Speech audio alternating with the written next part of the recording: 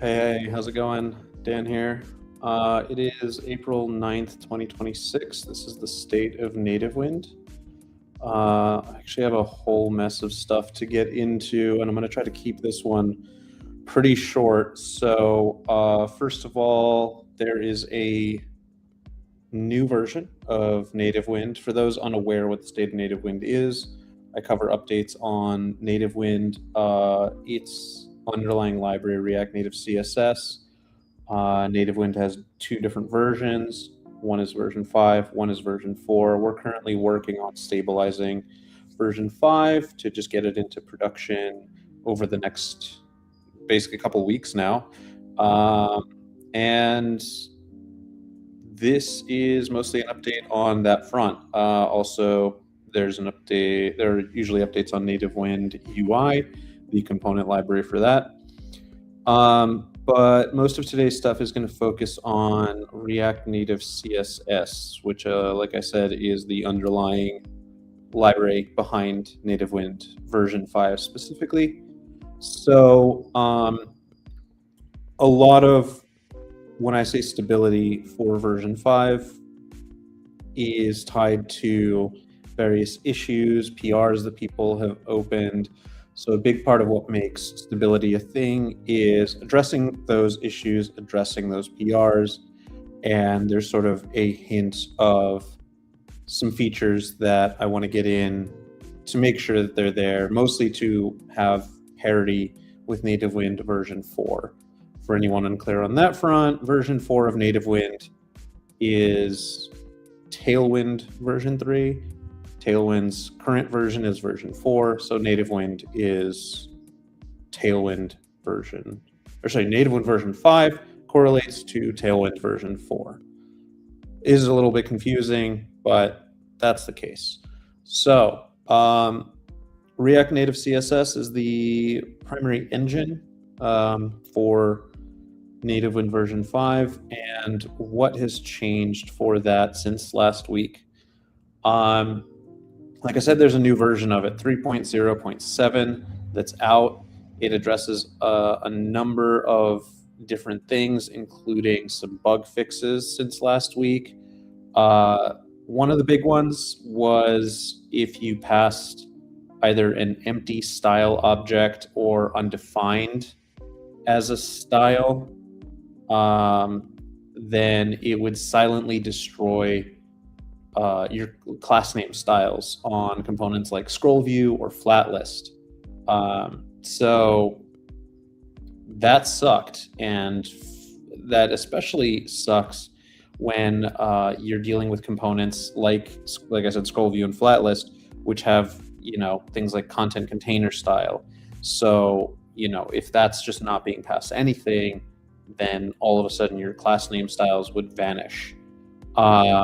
So that has been resolved. That's out there. People should not be running into that problem anymore. Flatlist separately also had a missing mapping from class name to style, which meant that when you did stuff within class name, like if you passed utility classes to the class name prop on the flatlist component, it would just do nothing. So that is resolved now. It works. By the way, if you have any comments, feel free to drop them. I'll address them if it's like questions or anything like that. I'll address them some point in the stream, or if you just even want to say hi. So what next? Mostly, I'm going to pull up this roadmap. So as I mentioned before, the this roadmap on our GitHub org represents all of the work being done at any point in time across Nativewind version 5, version 4, and React Native CSS. So it's basically, you can look at this, which will show both issues and PRs, or you can separately look at PRs and issues. The number of PRs has gone down because I've like merged or addressed different things pretty significantly to the point where React Native CSS now has, I mean, almost every single PR is just a Dependabot thing. So those are pretty quick. I just like literally hit merge or resolve any weird like lock file issues. So we're mostly all good there. The issues is what I'm really ripping through now. So you'll see, I think we had something like 80 issues across everything. And I've gotten that down. I mean, I took it down at least, I think, 20 issues now. So a bunch of stuff was just stale. So I made sure to create reproductions of what the person was concerned with. And then, if it's not reproducible, then I just kind of closed it out.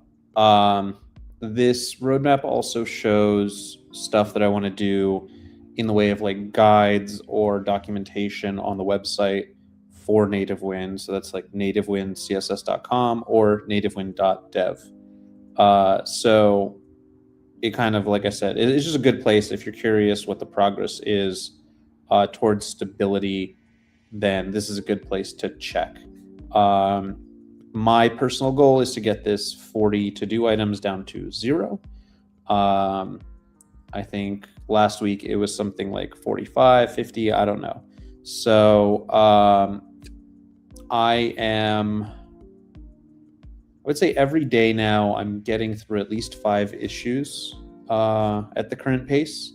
So unless I move faster, we're talking like a week or 2 before most of this stuff, assuming normal response times from anyone who's opened a PR or anyone who's opened an issue, assuming they're responding within reasonable amounts of time, I think like we're 1 to 2 weeks out here. And then I just need to make sure that certain like features or guides or something that I want are in there. And that's ready for that's ready for us to move Nativewind version 5 to the latest release. So my target for moving Nativewind version 5 to being the latest release on NPM is May 26th, before May 26th, basically before App.js, which is a conference in Poland. I'll be there. Zach will be there with me. Also, we both work on Nativewind UI. If you're there, please feel free to come up to us. We will be wearing tracksuits. What those tracksuits will look like, I do not know, but we are working on getting custom tracksuits done. So, going back, so what were the things that we addressed? So, one of the other crashes that was occurring was pertaining to text input and image background, in the sense that you couldn't use text center on them. And this isn't quite fixed yet. I have a PR up for it that I still need to merge, but it addresses a shared bug that was causing the issue. Most of the suggested, like, people would open a PR, or people did open PRs, but they were addressing the surface level of the issue for, say, like one component or the other, wasn't actually addressing the root of the issue. So I went through and applied a fix at the root of the issue. That's PR 323 on React Native CSS. So once that's merged, that should be a fix there, and that'll go out in React Native CSS version 3.0.8. And I would anticipate that release will come out before the next state of Nativewind, so in the next 7 days. Now, I today have closed 15 issues, many of which dealt with stuff that's just been resolved in version 4, being the current latest version. then there is, I did discover an actual remaining issue within React Native CSS, and that was issue 245. The variable context provider leaks memory on every re-render. So I went through the Xcode instrumentation. They have like a allocation tool, and I reproduced the issue in the simulator, and going through manually to like click the buttons, doing a recording, then stopping that recording with the Xcode instrumentation. I took a look at what the result was, and there is a clear staircase pattern which doesn't come back down, implying a memory leak. So that's going to affect any version 5 app that uses CSS variables, which effectively is everybody. So I need to just dig into that. It's a thing with the React Native CSS runtime. So I'll take a look again at that before the upcoming, next week's state of Nativewind.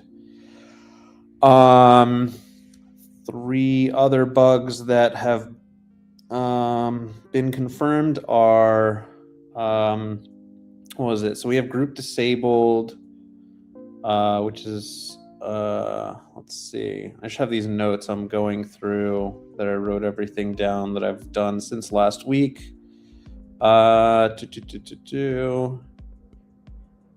Yeah, so group disabled is continually being applied even if the parent isn't disabled, and that's issue 297. So you'll have unitless line height values then also getting, like, they just get dropped during compilation. So something like leading 1.75 would do nothing.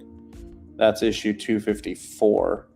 And then another thing is the RTL variant is producing no output.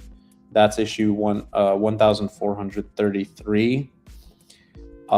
These are all things with React Native CSS that I just kind of need to one by one go through. They should not be too complicated to address, though. I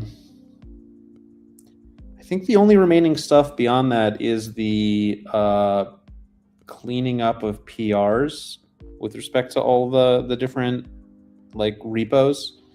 Anywhere that needed it, I provided comments with links to reproductions. I've actually really enjoyed the workflow I've been dealing with for triaging and reviewing issues and PRs. I took some time at the beginning of this year to create some skills for triaging and reviewing Nativewind and React Native CSS issues and PRs. And in combining that with RN new, which I use to scaffold like new projects that use either Nativewind version 4 or version 5, it's this really fast way that I can get an LLM to recreate any given issue, and then publish said repro, so that when I provide a comment on the relevant issue, even if the person didn't originally provide a repro, I'm able to provide them one and say, here's exactly what you need to do in order to show that this is either not an issue anymore, or here's the smoking gun kind of thing. So anywhere where a comment was necessary, that should be present. I still have quite a few issues to go through, but given this process, I think they'll be pretty quick, and then I anticipate about 15 issues that I'll actually have to like work through, open PRs. That will all let's see. I would say I could round those out.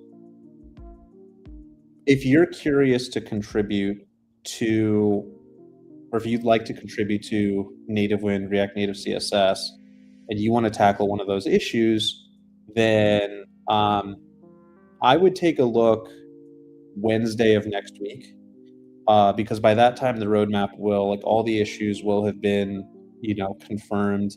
You can use the existing skills and documentation for LLMs within the Nativewind and React Native CSS repo, or repos, to just go through it yourself. It's not like terribly awful or anything. I mean, sure, there's like some complexity to how this thing works, but navigating it with an LLM should help you as a beginner in understanding, like, so long as you keep asking actual questions, right, of what's actually going on here. So if you want to do that, you're totally welcome to. A bunch of folks are doing, making open source contributions, which I greatly appreciate.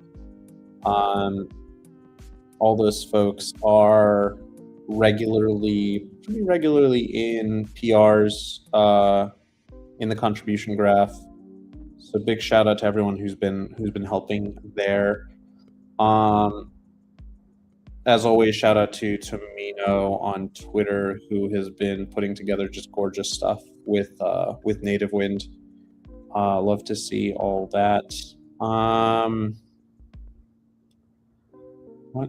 What else?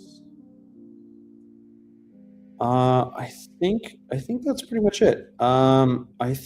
As far as Nativewind UI, one of the I guess big indications of stability for Nativewind version 5 is when I will create a version of Nativewind UI that is using version 5 of Nativewind. So I'm going to start messing around with that in about 2 to 3 weeks. And hopefully Zach and I can get that done before we head out to Poland for App.js. And as far as App.js is concerned, Yatsik and I, Yatsik of Uniwind, have a bet going of if I can get to 1 million downloads a week for Nativewind on NPM, then he'll buy me a beer, and then there's an equivalent bet for him to hit. So I think we're at about 800,000, and so I think that we can do it, especially with if we get the version 5 release out. I think it's very possible, and it would certainly be a bummer to only. I don't even know if Yatsik has hit his target yet either. So we'll see. We'll see how it plays out. So, like I said, we're making good progress towards version 5 being latest in the by May 26th. Big step in that direction will be migrating Nativewind UI to version 5 in 2 to 3 weeks from now. One more thing I'll do for Nativewind UI before App.js is to stand up our FAQ, which should be really useful for a lot of our users. There's a lot of questions that we see regularly, so having a place for them to see answers to all of that will be good. And then what else? Oh, Mark is still out. I think he will. So he's pretty definitively not going to be at App.js. As far as when he comes back, I would expect to see him back after we make version 5 the latest version. He did open some draft PRs that I intend to wrap up on his behalf, including a PR for advanced, like more niche coverage for React Native SVG. So at the moment, most basic properties for SVGs are